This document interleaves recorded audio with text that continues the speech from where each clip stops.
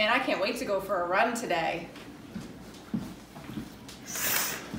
Are you kidding me? This video is for you if it's 4 degrees outside, you just biffed it at the end of your driveway. You can hear your kids screaming from the end of the driveway. Your hair is literally frozen and crinkly. This video is for you if you love the sound of crunching snow, the twinkling lights reflecting on the icicles on the sidewalk. Just kidding, but you're still watching, so let's go. Lace up and head out. All right, when Jules and I aren't busy running away from the standard vegan questions, like what about cheese? Where do you get your protein? We're busy hitting the trails. For me, I either run, walk, shovel feet of snow. And my current routine is a little bit different because I've been really busy, but I am loving it. So it's a mixture of trail running at a place really close to me, just walking my neighborhood, which is really hilly with the dog, and then doing weightlifting right in my living room.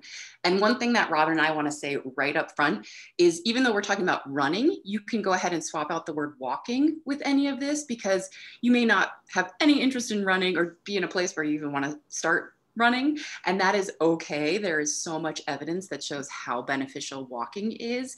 So yeah, this, even if you're not interested in running, we hope that you will still take something away from this video. I like to keep it simple, whether it's like how I'm eating or cooking. For me, I can count on one hand the number of times that I've enjoyed running on a treadmill. That's just not my thing. I much prefer just walking out the door, heading up the sidewalk with no sort of destination in mind, no distance in mind, just sort of letting the sidewalks lead me. My favorite way to run is literally just to wake up, have some coffee, maybe have a banana, and like walk out the door and get on the sidewalk and just start running. You guys have probably noticed just from different pictures and stuff of where I live, I'm in a much more, neighborhood. I'm not as close to the beautiful mountains as Jules is, but I make do with what I have. And some of the best runs I've been on are just in my neighborhood, hitting up the cul-de-sac or running down a dead end and sort of learning the different homes in the neighborhood. I really enjoy doing that. So one of my favorite mottos, and I'm sorry if you've heard me say this 1,000 times, is you can have anything you want, but you can't have everything you want. And that motto has kept me consistently exercising since I was a teenager, because the way I look at it is, I love vegan cheese, I love bread, I love wine. And in order to enjoy those things fully, I feel like I need to balance that with a really active lifestyle. And that's a great trade-off for me. So I always call it my dangling carrot. I can get myself to do pretty much anything if that dangling carrot isn't actually a carrot, because that's not very exciting. But if it's a piece of cake or a glass of wine, I'm like, okay, worth it. I will go and I will move my body, get some fresh air, and then later on I can relax and feel that great feeling that you know that you have only when you've done something that was a little bit hard during the day. So that has kept me going for sure. So I would encourage other people to find out what that motivation is for you. Sometimes for me, it's like a guilty pleasure podcast or a YouTube episode that I watch or listen to while I'm walking or weightlifting. It kind of distracts you if there's any temporary pain. And speaking of, Robin, you and I have talked about how no matter how we're feeling, even if we're feeling under the weather, we'll still go out and run. And we always feel better after. So there's this consistent positive feedback loop that I think I've been doing for so long that alone is enough to motivate me, because I know how much better I'm going to feel in 30 minutes if I just get my butt off the couch. Not that it isn't still hard to do, but I know that I'll feel so much better. So like I said, running in neighborhoods for me, I think maybe on the surface, it might seem a little plain and boring that I don't get those beautiful, majestic mountain views, but I see my neighborhood's gardens and their backyard vegetable garden or the playground or kids riding their bikes. And I get to see the neighbors who are moving in or moving out. And so it's this kind of weird connection to where I live that I've always really enjoyed. And it makes me really appreciate nature. I love watching the sun come up while I'm running, seeing any sort of wildlife that I do get to catch a glimpse of. I've had many a time have a deer startle me as I was running down the road, but it's still just an amazing experience to just be that close to nature. It's proven as sort of therapy, if you've heard of forest bathing, and then so Mother Nature is certainly my favorite doctor. So the other thing that is really cool as we're talking about running and walking, especially if you're getting back into it, if you're complementing that with a plant-based diet at the same time, pay attention to how you feel afterwards, because what I've noticed and why a lot of athletes are going plant-based is your recovery time is so much faster. You can check out the Game Changers to be blown away by all of that. But I noticed a drastic difference, especially after some of the long distance endurance events that I did. I recovered so much faster. I was so much less sore after. So check out our recipe and YouTube channel for lots of plant-based recipes. I ran my first half marathon, and a really good friend of mine made a sign for me, and we're going to post a really cute image of it. And there was something really, I don't know, fulfilling about knowing that as I was running along, I had fueled my body with plants and grains and all these healthy things, and kind of thinking about it, that it does put to rest some of those myths. And obviously, you know, my small contribution in this half marathon is nothing compared to like what the bigger athletes who are plant-based are doing, but it still felt good to kind of be doing my part to dispel these myths that if you're plant-based, you can't run distances, or you can't walk for a long time, or, you know, there's all these sort of rumors, you know, that you're just not going to be as competitive, which, as we know, you know, clearly is not the case. So if I am running a race that I've scheduled myself for, I have a ritual in the morning. Jules, I've talked about this with her. I wear the same running pants. I have my go-to shoes. I'm kind of methodical about it, but I'm just superstitious. But I always start the morning before a race with a waffle, almond butter, banana, and coffee, and then of course water. And it's just enough to fuel me, and then I don't feel like heavy and bogged down as I'm running. If it's just regular, you know, I'm going out for a run, I don't necessarily worry as much about what I'm eating before I run. It's more about just making sure I'm hydrated. And especially in the summer, in the hotter months, the more humid months, and where I live, making sure you've had a good amount of fruit and water hours before you run, so you're sort of pre-hydrated. Post run, if it's been a really long run, I definitely stick to beans and rice as sort of my post run, you know, scarfing up everything, because usually if you've put a lot of miles in, you're going to be really hungry. And especially the next day, I noticed the actual day of a longer run afterwards, I'm not super hungry, because your body's just sort of like, wow, what did we just do? And there was a lot of movement.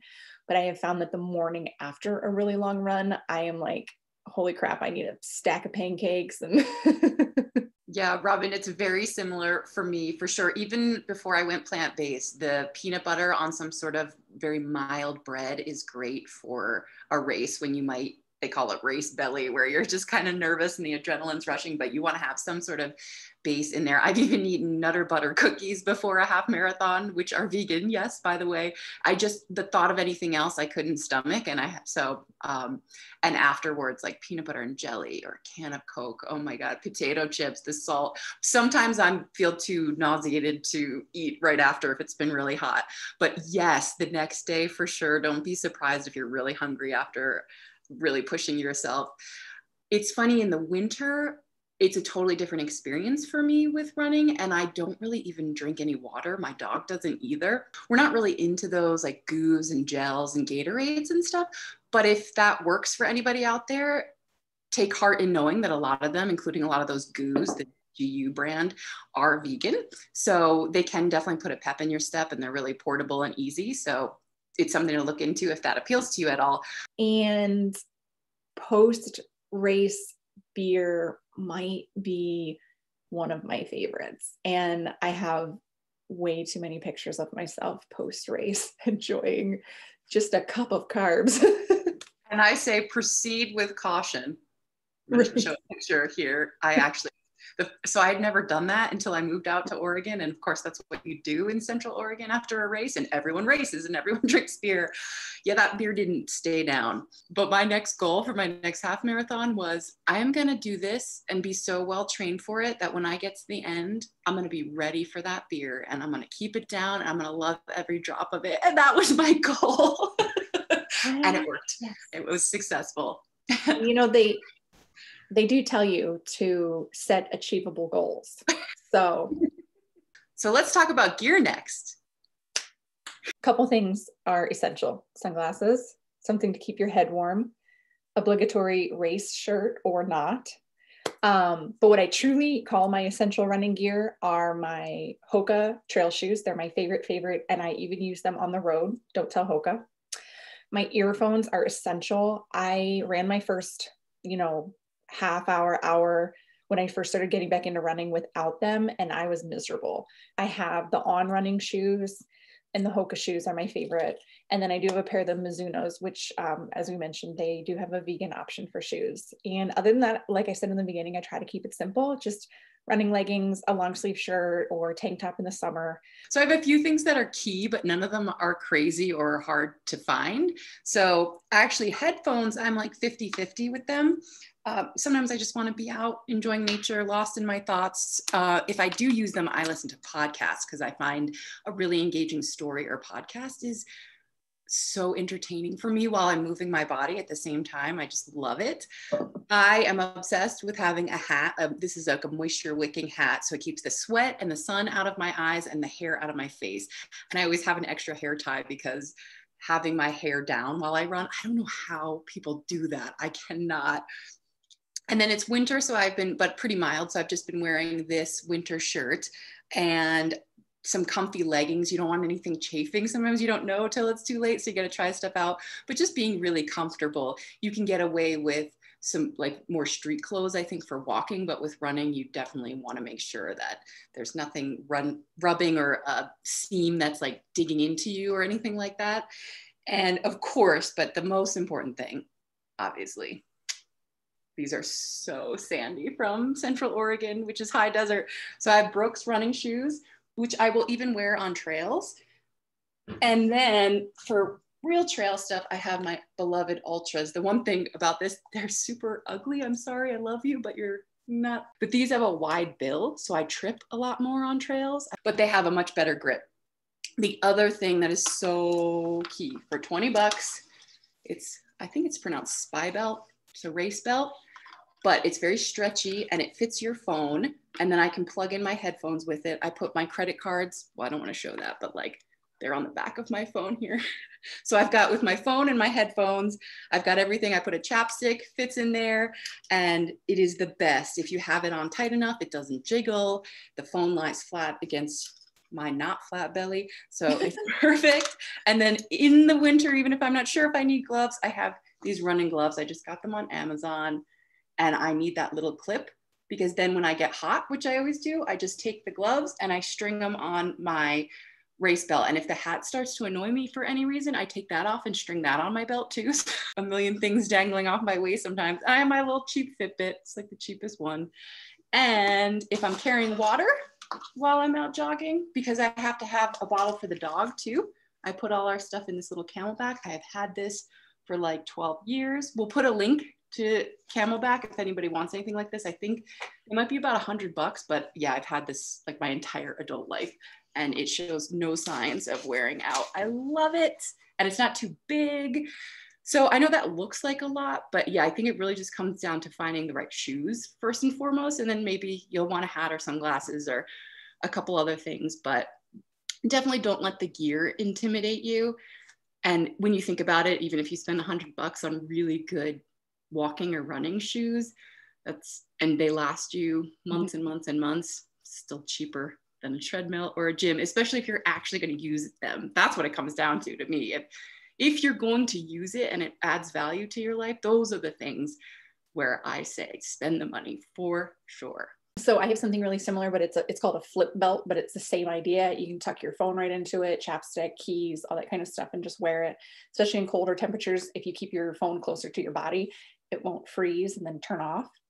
In terms of headphones, mine are Bluetooth enabled, so I don't have the cord coming down. They just pop in my ears, but I always leave one out of my ear and tucked in under my shirt because you just want to maintain awareness of your surroundings. My hydration vest that I use is the Nathan brand. And so, I will show a picture of that. Jumping in with both feet doesn't mean investing in everything. If you are like, hey, I think I'm going to give this running thing a try, put on your shoes and go out for a jog and see what you like. Start accumulating the stuff for your hobby until you know if you really want to continue doing it. Because there's just nothing worse than looking at a pile of sporting goods or whatever, adding clutter in your garage.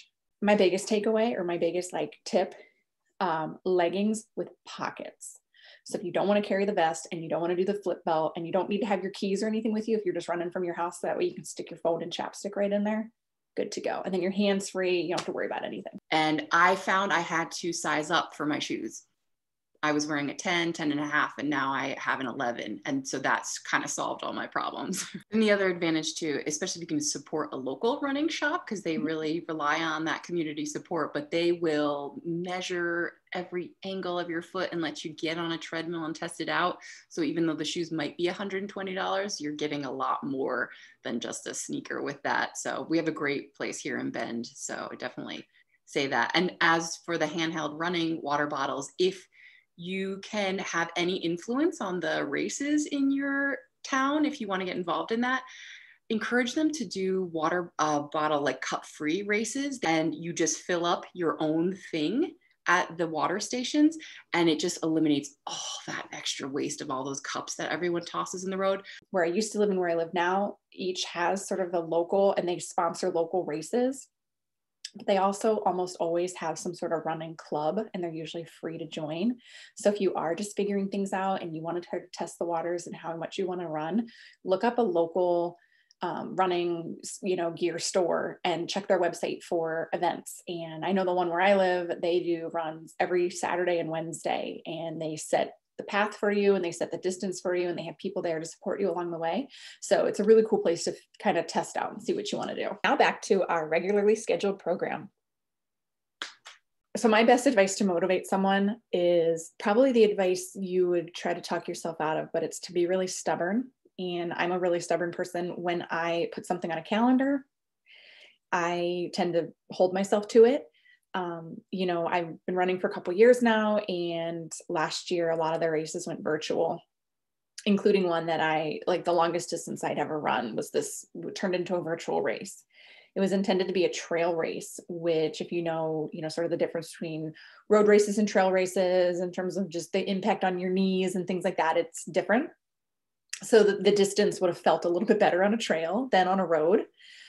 Nevertheless, I had it on my calendar and I said, okay, I'm going to go do this. And I went out and ran it and came home, and my husband found me laying on the ground in the front yard. And, but I did it and it felt really good. And I checked it off the list. Not everybody has to be like that. But for me, it works to hold myself accountable. When I put something on the calendar, I know I'm going to do it.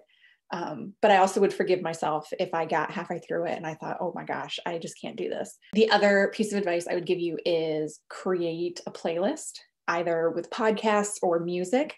What I will actually do is, depending on the length of the run I want to do, I have a different playlist for each. So you know what song's coming next. So you sort of know you're kind of getting towards the end, or, oh, okay, I'm in the middle of it right now. And kind of mentally trick yourself into like, this isn't so bad. Be stubborn and trick yourself would be my two takeaways. So I really enjoy the alone time, but I think there's a large group of people where having an accountability partner or walking buddy is the make or break for something. So if that's you, definitely you will be surprised how many people will jump on board at that ask. If you just say, can we meet twice a week or every morning and go on a 20-minute walk or whatever, you will definitely have some takers. So don't be afraid to ask. And if you start doing something and you find that consistently you are dreading it and there's no joy before, after, anywhere in between, it's time to find a new routine. Whatever you're doing is not for you, because running really should only be like 50% miserable.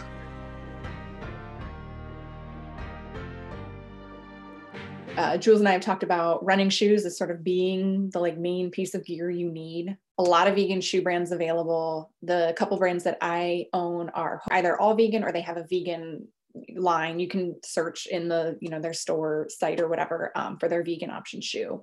You can find tons of socks that don't have wool in them.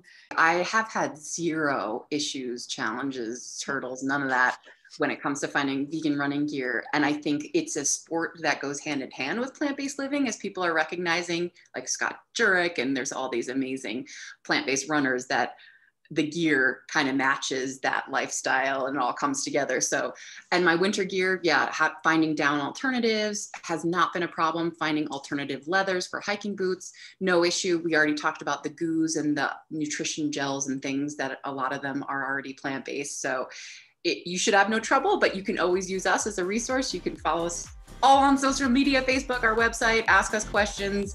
We love talking about this, obviously.